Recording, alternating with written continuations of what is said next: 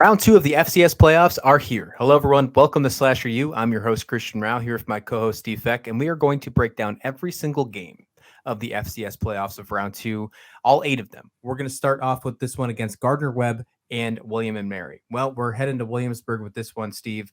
Gardner-Webb's going to take on the tribe, Mike London's tribe, if you will. He's done a fantastic job with this crew this year. They earned the 5th seed in the FCS playoffs. On the other side of the ball, Gardner-Webb, well, we didn't know too much about them. We were pretty honest about that last Yep. week during our Mhm. preview, and they looked really good against Eastern Kentucky last week, winning 52-41. What is your thoughts on this one moving into this game, taking on the winner of the Colonial Division, Steve?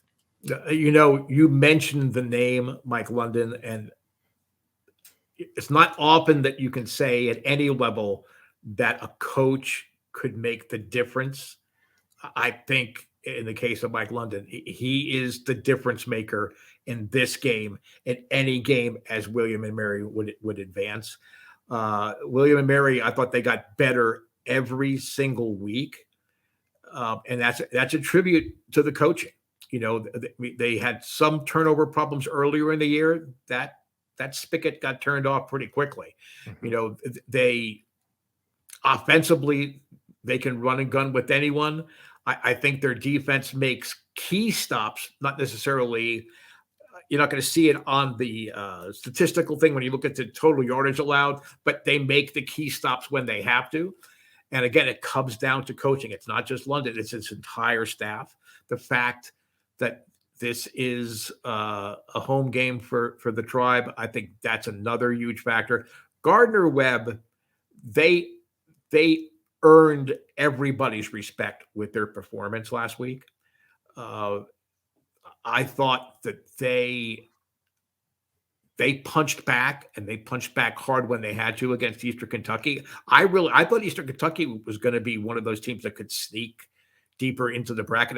I just like the makeup of their team, but Gardner-Webb, and again, thank you, Slasher, you viewers, for not taunting us or making us feel worse than we already did. We're overlooking them all year. I can't believe, especially as an FCS guy, that I did not pay enough attention to them. I certainly won't make that mistake in the future. They're obviously, I think this is a program on the rise in the FCS, but I think their high water mark was last week. William and Mary is just a complete football team, and I think they're going to do enough. They're not going to blow anybody out.